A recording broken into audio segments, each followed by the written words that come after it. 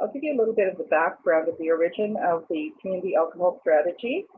The community alcohol strategy had its roots in the agency collaboration at the hub and the core, is the center of responsibility.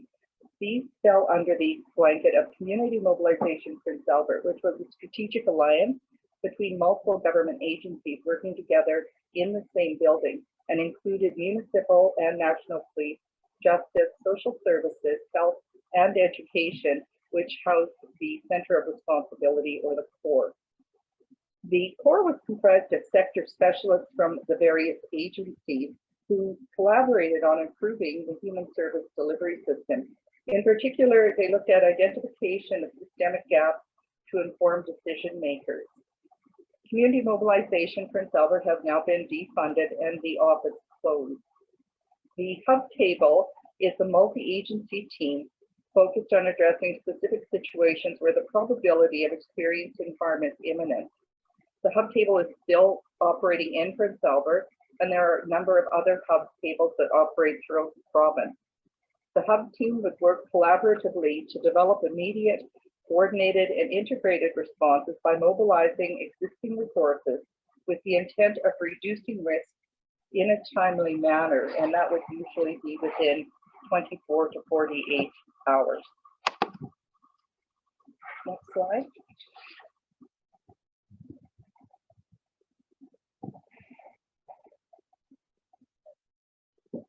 Multi-sectoral data was gathered from the hub situations by the core team, and from those, they showed the risk factor of alcohol in 65% of acutely elevated risk situations. Community mobilization designated the creation of the alcohol strategy as a priority.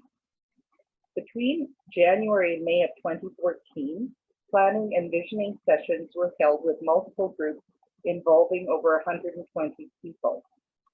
In October of 2014, a draft document was compiled that captured all of the process. And so that's on our website, and I would invite anyone to take a look at that. The draft was then presented to our Executive Steering Committee and our Occupational Core Committee for feedback in November of 2014. And then volunteers were recruited to form the steering committee in November of 2015. The strategy document was launched in the community in April of 2016. And then the strategy document was revised and updated with another round of community consultations in 2017.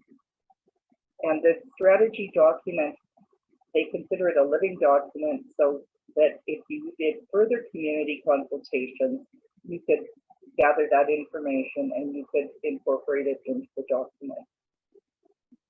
Next slide.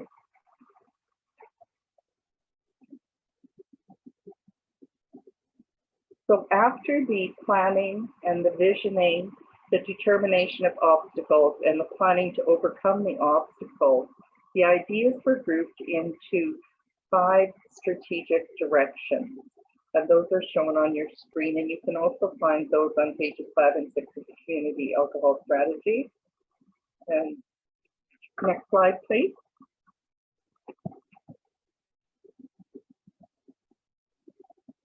Once the steering committee was formed, the steering committee existed to guide the implementation of the Community Alcohol Strategy.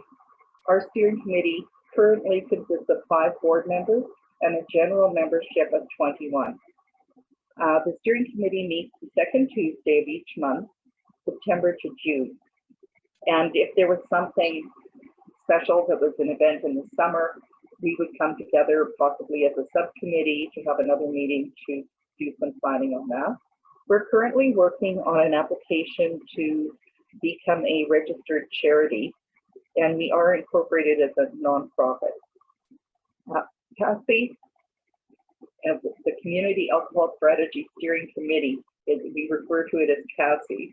CASSC doesn't see themselves as the driver, the director, or the commander of the Community Alcohol Strategy. We see ourselves as a cheerleader, a coordinator, and promoter. Our primary objective is to provide strategy and a support network that will create a healthier community. Next slide, please. CASSC's focus areas, as you can see, there's 3 of them. Well, family-friendly or safe consumption. We like to say that our strategy is not about prohibition, because that's not what we're about. The strategy is about connecting and empowering individuals and groups to make our community better. The strategy is about supporting people to make positive decisions leading to safe and responsible consumption of alcohol. The strategy is about helping agencies to provide interventions and supports related to addictions and abuse. We encourage family-friendly, alcohol-free activities. We encourage the people in our community to host an event, to attend those events when others host them,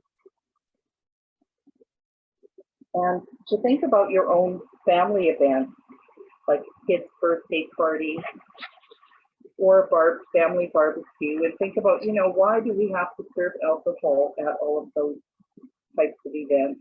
The promotion of safe and responsible consumption of alcohol when it's served, we try to encourage organizations to find other revenue so they can decrease or remove alcohol sales as a revenue stream at events.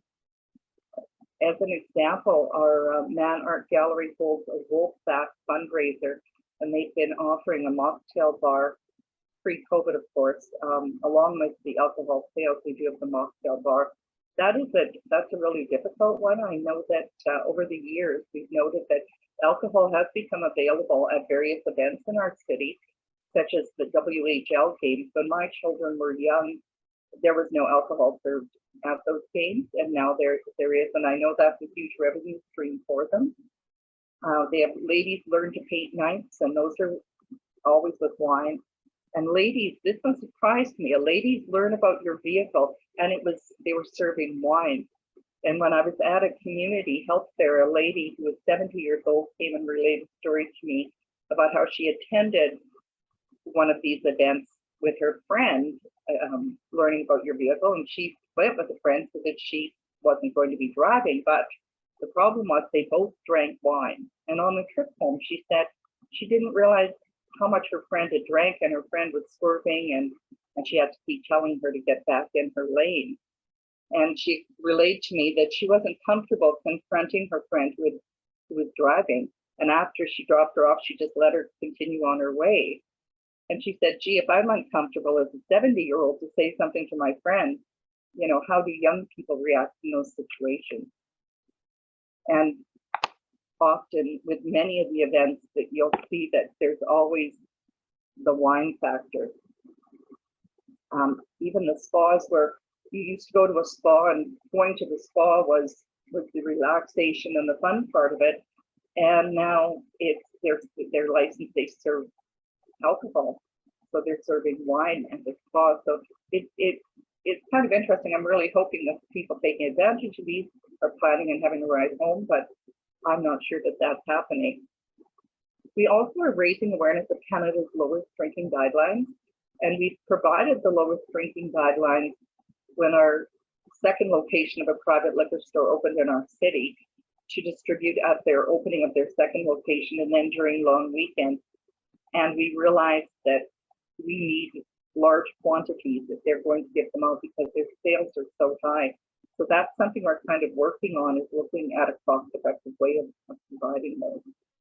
And we also work with our health authority to distribute the lowest drinking guideline information and posters to physicians' offices in the area, so that they can post those in their examination rooms and waiting areas.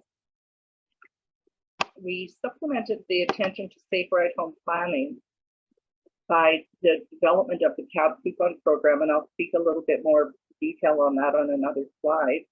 And we have noticed that more groups now are encouraging party goers to plan for a safe ride home by providing cab vouchers or rides, and just mentioning that, please think about planning for a safe ride home. And we also noted that when the .04 legislation was introduced, the feedback that we received was that people attending various sporting functions would only have one drink instead of the usual 2 or 3, for example, at a curling bonspiel or a hockey game or somewhere. So the legislation certainly helps people to consider planning their evening a little better. Intervention and treatment for those impacted by the disease of addiction. We provided a letter of support for CASSC Polytechnic's proposal to offer an addictions degree program. Unfortunately, that was not successful. And we also offered $500 student scholarship to CASSC Polytechnic second-year addiction counseling students in 2021, and we're hoping to do that again in 2023. I'm going to the next slide. For our early work, CASSC's early work, this is page 1 of our brochure. The early work of CASSC was supported by the Community Mobilization Office. The creation of a logo and development of a brochure and the creation of an online presence were a team effort. We created our slogan, creating healthier communities, and our CASSC goal to create healthier communities where attitudes toward alcohol do not negatively impact the health and well-being of families, and the harms to every individual have been reduced. And we have applied for grants for some of our activities, and the grant funds that we currently have are held by one of our partnering organizations, and I will submit invoices to them for payment, and then I keep track of our fund balance so that I can report to our steering committee monthly on that. The next slide is our page 2 of our brochure, and this is available on our website as well. The 10 things you can do for ideas of what people can do to support the alcohol strategy in the community, and we've received really good feedback on those. Next slide, facilitation training. In 2018, we successfully applied and received grant funding to offer facilitation training to 7 individuals to promote the responsible use of alcohol within their agencies or community groups, and this was offered free of charge. The facilitator was Bob Hornberger. He is the founder of Whole Person Training and Consulting Services. The training provided was a 3-day workshop, Introduction to Facilitation Level 1. And a requirement of those who took part in the training was to provide facilitation training in the community or their agency for 1 year following the course that reflects the community alcohol strategy vision. Some of the things that they did were a workshop presentation, creating a culture of responsibility, safety, and moderation around the use of alcohol to child protection workers of PA Social Services. Another group held an alcohol-free barbecue and shared literature on alcohol-free fun. Worked with young people 12 to 21 years old to teach about addiction. Courage to Change programming was offered to at-risk individuals, and Thinking for Change programming to motivate at-risk adult men to make changes to their thinking patterns and choices. Next slide. CASSC's online presence. We felt that this was an important thing to work on, so we developed an online presence with the creation of social media accounts, and I posted most regularly on Facebook. We do have a YouTube account where you can find quite a number of videos and playlists, and I would encourage you to also visit our website where you can find the complete alcohol strategy document, our brochure, other publications. Our next slide is Facebook activities. So since COVID, we've used Facebook even more to connect with our community through contests and creation of special groups. Every year we send a proclamation request to the City of Prince Albert saying World No Alcohol Day on October 2nd, and we invite people to join the Sober or Soberer October group, and we post daily inspirational messages throughout the month. And those who participate are then entered into a prize draw. And we've used non-alcoholic beverages bought at the grocery store and made up gift baskets with those who make seemed to be very well received. And the COVID restrictions in 2020 led us to ask families to submit their family-friendly ideas while isolating, things their families are doing outside. We took their ideas, they were terrific ideas, and we compiled them into a calendar that we created and shared on our Facebook page. We did a mocktail recipe contest, and we asked people to submit their favorite recipes for mocktails, and the prize basket was a basket of non-alcoholic beverages.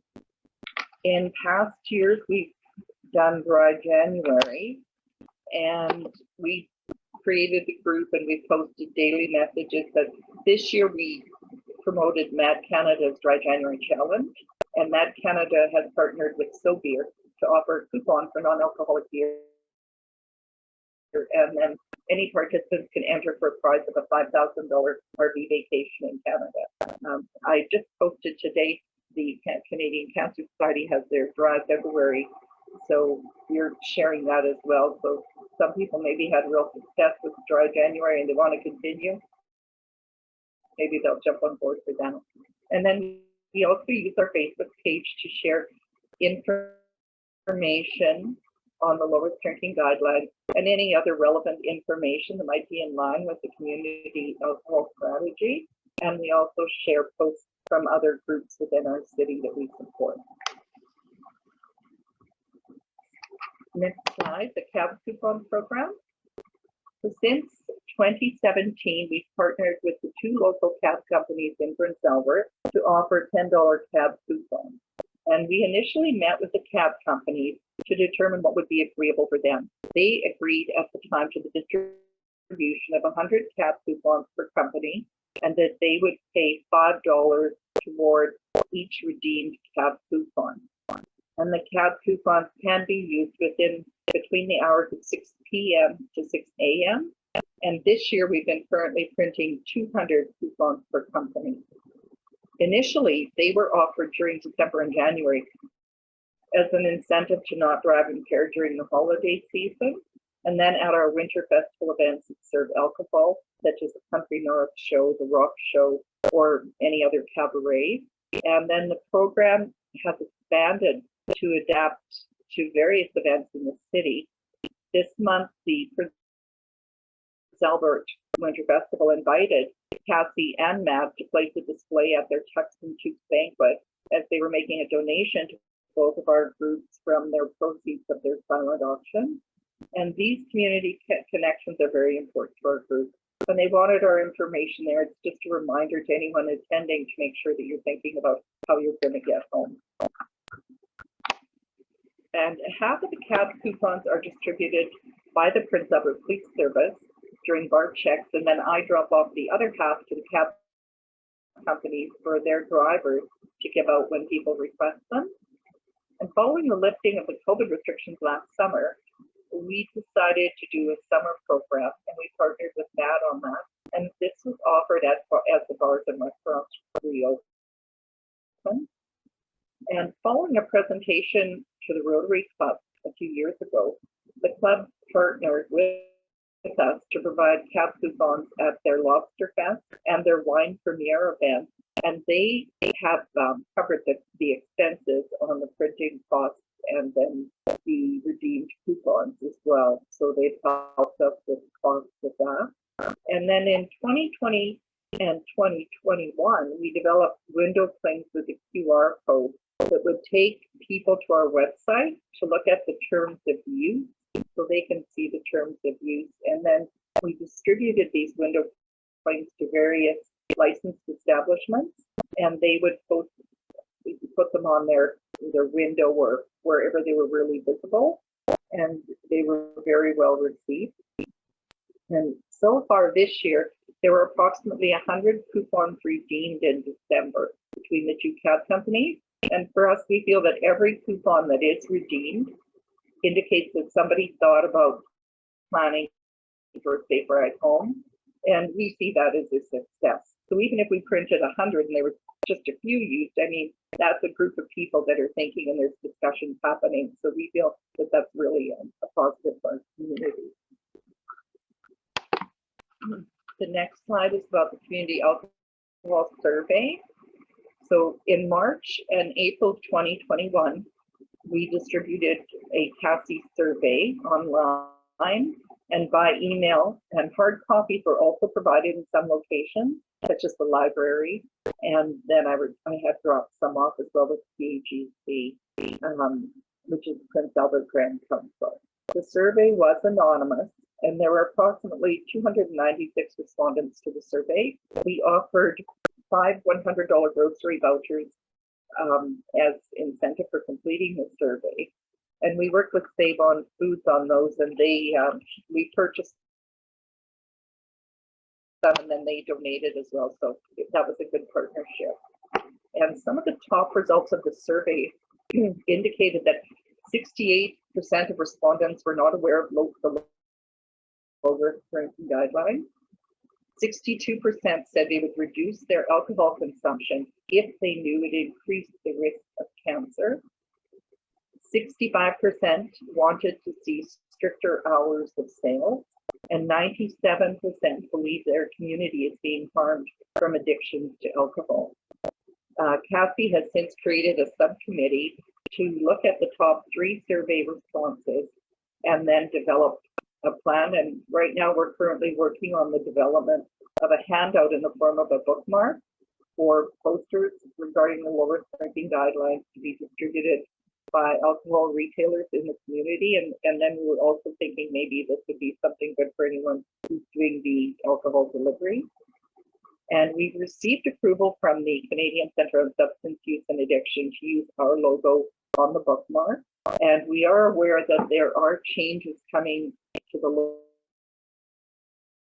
lower drinking guidelines and are expected this year.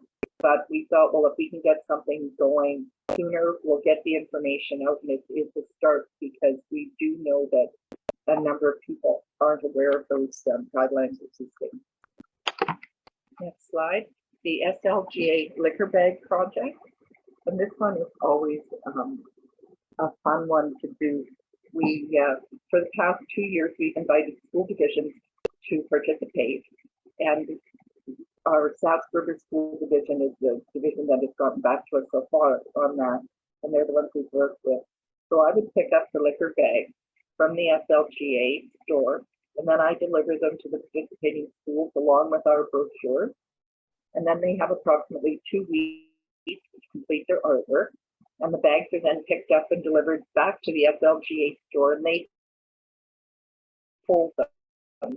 With COVID, they like to hold them for at least a week before they're distributed again, and that's the week before Christmas.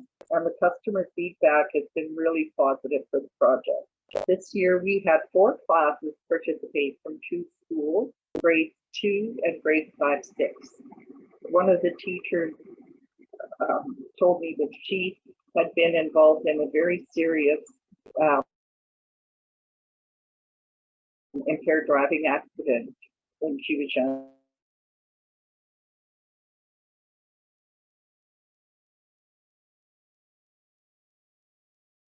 So we were able to offer a pizza party, and it was very well received.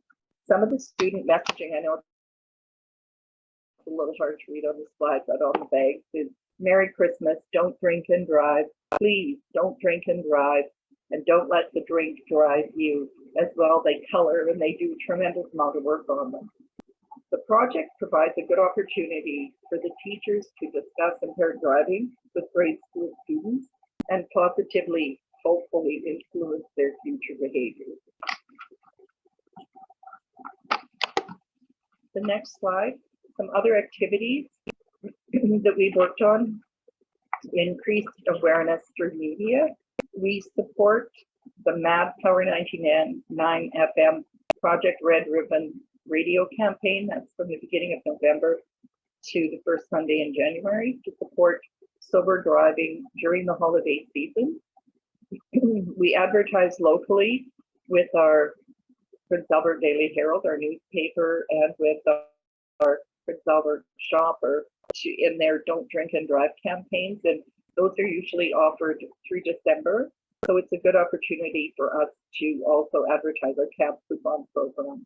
As well, we try try to do media releases if there's any bigger events that we're doing through the year, and that gives us a little more coverage with our local newspaper.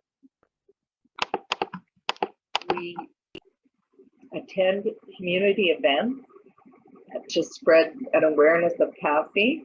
The Winter Festival Family Sledding Day is coming up on February 21st, and we've participated in that for a few years now, and we distribute crazy carpets that we purchased from our local Canadian Tire and some information, and it's an alcohol-free, family-friendly event, and it's held at our Little Red River Park.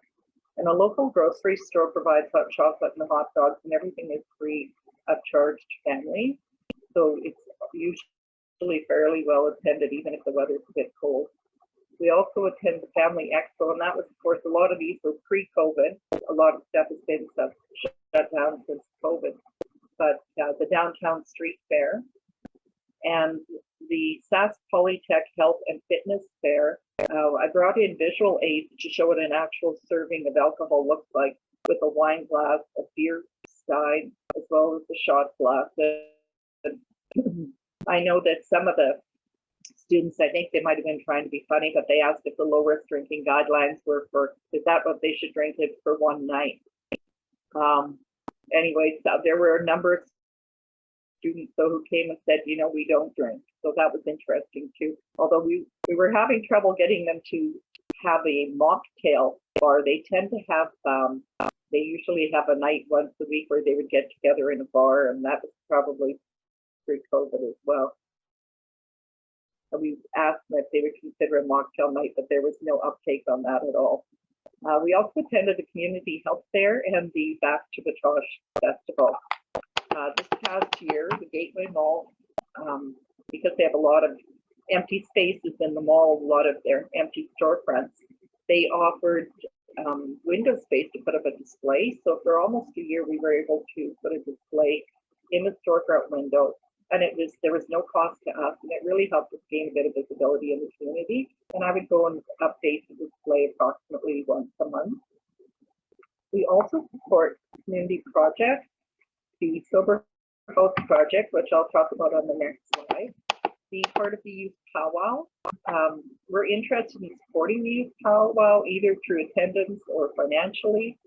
And the Community Network Coalition, we attend annual agency showcase and monthly meetings, although the monthly meetings seem to have fallen off lately a bit. The YWCA coldest night of the year. In 2021, we entered a team, and we're planning to again this year. Our team CASSC raised over $16,000 last year for the YWCA. This is a family-friendly walk. They raise money for local charities serving people who are experiencing thirst, hunger, and homelessness. Early on, through community mobilization, we supported the Teens and Alcohol Poster Project. It was a really good awareness piece.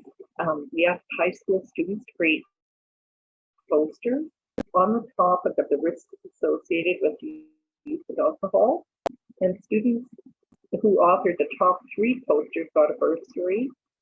And then we even used a couple of their posters to create signs that we take with us when we go to events. And the core, the Central Responsibility under CMPA received a lot of positive comments locally and provincially about the campaign. Then they did also the Don't Drink and Drive sign campaign, and that took place in 2015 and 2016. It was a good awareness piece. Some people may have seen it driving through Prince Albert.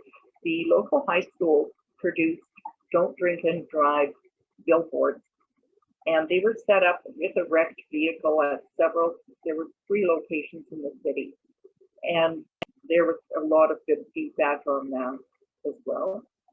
For fundraising this year, we partnered with Dr. Java's, which is a local coffee shop, and they roast their own beans, and they were able to offer 2 blends, a medium roast and a dark roast. The bags of coffee were sold for $20 a bag, and we got $8 from each bag sold. You have to come up with a name for your coffee. So we named ours Drink Shrine and Coffee for Applause as we were offering it in December. And it's a real positive, it's a fun thing to do. It's great coffee, and it really got us some traction. Right now we're doing a SARCAN virtual bottle run, so we're hoping that goes as well. We just set up an online account with SARCAN, and anybody in the province can donate to you, and they just have to print tags at the SARCAN facility with our identifier is CASSC, and then they just leave that with the recyclables with the staff, and the staff tally it up, and then they just send you an e-transfer, so it's fairly simple. Community, I want to talk a little bit about the Sober House project. That's been supported both directly and indirectly by CASSC. The Sober House project is a positive change movement initiated by youth at Westmore High School in Prince Albert to address the problem of drug addiction, inspired by an idea presented by Harold Clark Johnson in his national best-selling book, Firewater, How Alcohol is Killing My People in North. The idea is a simple one. If you're living a sober life, you post a sober house sign on your door. A sober house sign means no drinking here. In a sober house, there is no drinking and no pressure to drink. A sober house sign is a declaration of sobriety and an invitation for other sober people to join you. This is sort of based on like a block parent program idea. And when the way Harold wrote about it in the book, he said that, you know, people would come out of sometimes come out of treatment, and they come back and they're back in the same situation as all the people they were with before, and they're encouraged to drink again. And he felt that if you had somewhere to go where you could just go and have a cup of tea with someone, maybe that would be the support you would need to keep you, you know, going on a sober path. There's a lot more information on their website, and I've got the links there. And as well, I would encourage you to watch the CBC documentary. Some of the members of CASSC attended City Council to support the youth when they spoke to at the council meeting. And we also take their information, not just the signs, but their teacher, mentor, really feels it's important that people have their information and not just the sober house signs. So they have to have the information to know what it's about, and we gladly share it at any events that we're at. Next slide, lobby government for change. So CASSC recently presented to Prince Albert City Council just to ask for a more balanced approach to regulations around alcohol consumption in Saskatchewan. We believe that more access equals more problems, and we are presenting to the Board of Police Commissioners on February 1st as well. We also gave members of council and the Board of Police Commissioners all a copy of Harold's book, Firewater. Currently, we have a business in Prince Albert whose hours of operation are from 8 a.m. to 3 a.m. and they operate 365 days a year. In warmer weather, they're also a drive-through.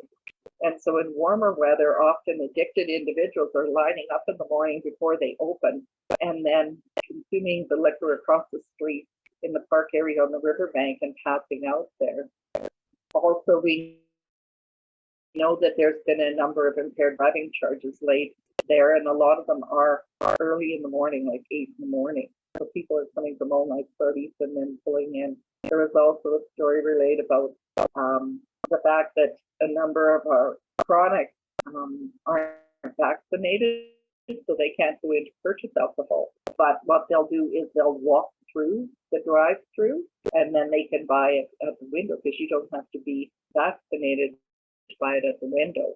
And unfortunately, someone had passed out there and they were almost run over. So there's a lot of negatives that come from that. And we feel that 11 a.m. to 10 p.m. is a reasonable amount of time to purchase alcohol. And hours that the businesses are allowed to operate are set by the province. And so the city has told us that they have limited powers to change those rules. And we're hoping by presenting to the city that maybe we can lobby the province. Also, currently, the province doesn't have restrictions on the amount of alcohol you can purchase, and this can encourage bootlegging. People have witnessed purchases of large quantities of cheap Mickeys of whiskey, the same ones pictured in photos when the bootleggers are caught and charged by the RCMP. SLGA sets the minimum price that can be charged for alcohol, but there's no maximum price. So we note that there's one business here that delivers alcohol, and they really overcharge compared to retail liquor outlets. And it seems like sometimes people taking advantage of using that service then, are being gouged on the price, and I don't know what that does for their home budget. The home delivery is allowed between 9:30 a.m. and 3 a.m. provincially. I don't know what hours everyone is delivering in Prince Alberta. We haven't really gotten feedback on that. And there's no limit on the amount of alcohol that can be delivered to an individual. Now, we do see the merit of alcohol delivery keeping impaired drivers off the road, but the concern is that there are people who truly have a problem with alcohol, and this is adding to the addictions aspect. And it's also felt that chronic and intoxicated persons will be the ones purchasing for parties that end up badly in our community. And we would really like SLGA to think about that and modify it so it doesn't fuel the worst aspect.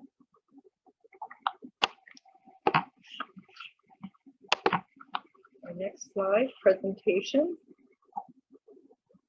So we have been involved in a number of presentations to provide information to bring in awareness of CASSC.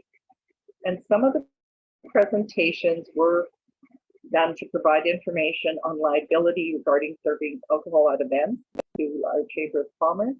And the presentations were done by members of the steering committee and some by me as well. So we've had some of our long-serving board members who have stepped forward to be spokespersons at times. So right now, when we go on February 1st, for example, present to the Board of Police Commissioners, I'm going to be going with Brian Howell, who is with the Design Development Corporation and has been a real support on our committee since its inception.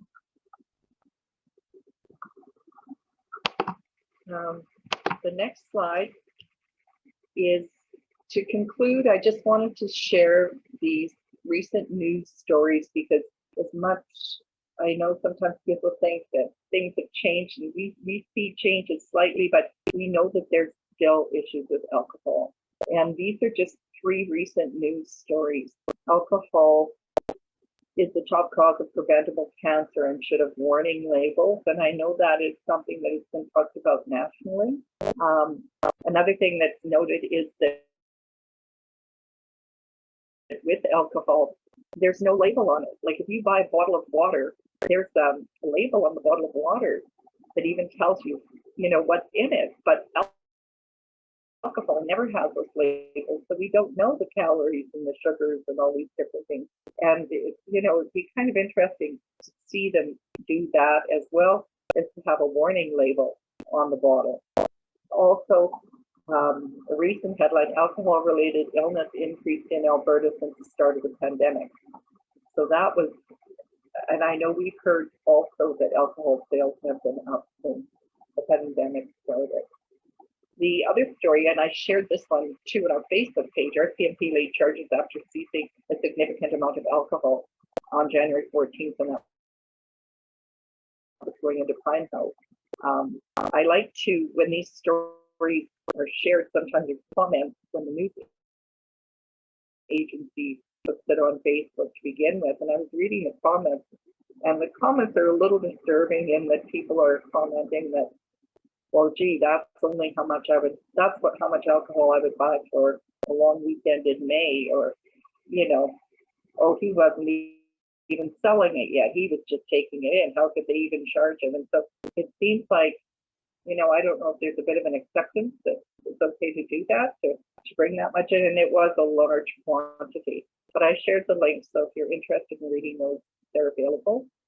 So we see that alcohol is causing problems, and we are hoping that you know, by bringing awareness, we can create positive change in our communities. And we also hope that by sharing information, such as the low-risk drinking guidelines, we can help people to make informed choices. I thank you for your time today. And if we have any questions, and also I've got my contact information here as well.